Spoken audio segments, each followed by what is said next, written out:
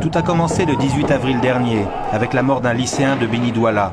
Le jeune est tué par une rafale de Kalachnikov tirée par un gendarme à l'intérieur de la brigade. Dans les semaines qui suivent, c'est toute la Kabylie et même au-delà qui s'embrase. Au cri de pouvoir assassin, les manifestants expriment la rage de toute la jeunesse algérienne. Génération désespérée dans un pays pourtant qui figure parmi les plus gros producteurs de gaz et de pétrole.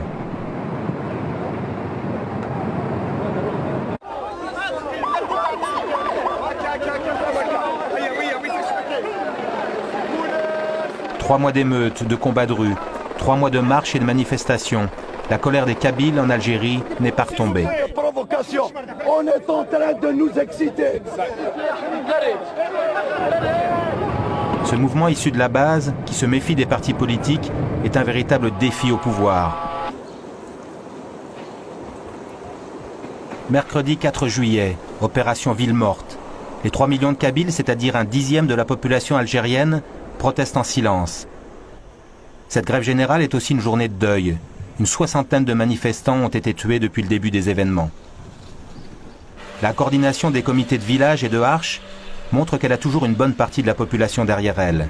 Un nouveau défi adressé au pouvoir qui, depuis des semaines, ne veut rien entendre. Le président Bouteflika déclare que le mouvement est manipulé, il y voit un complot de l'étranger.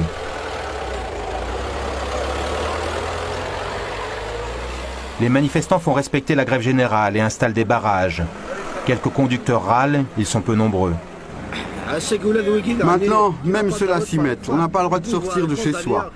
Le pouvoir nous a condamnés pendant 30 ans et cela te dit tu ne dois pas sortir aujourd'hui de la maison. Je sais pas où il faudrait aller. Personne ne t'a dit de pas sortir de chez toi. Si, vous dites qu'il ne faut pas sortir aujourd'hui de la maison. C'est une journée de deuil, et c'est normal. Je vais te dire, moi, pourquoi. C'est tes frères qui sont morts. Ben oui, je sais, l'un d'entre eux est mon frère. Alors ne dis pas des mots déplacés comme ça.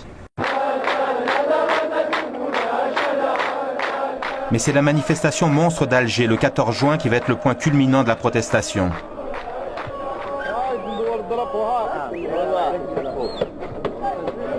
Les manifestants sont venus par bus, certains même à pied plusieurs jours avant. Des centaines de milliers de personnes convergent vers la capitale, à l'appel de la coordination des Harch. Elles veulent le retrait des forces de gendarmerie, la reconnaissance de la langue berbère.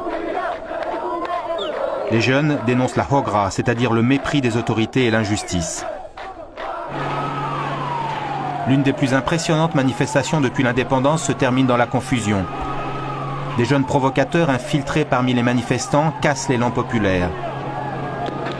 4 morts, 300 blessés, un traumatisme pour les organisateurs. 3 mois après le début des événements, la Kabylie est en deuil. Le pouvoir compte sur l'essoufflement du mouvement et sur ses divisions.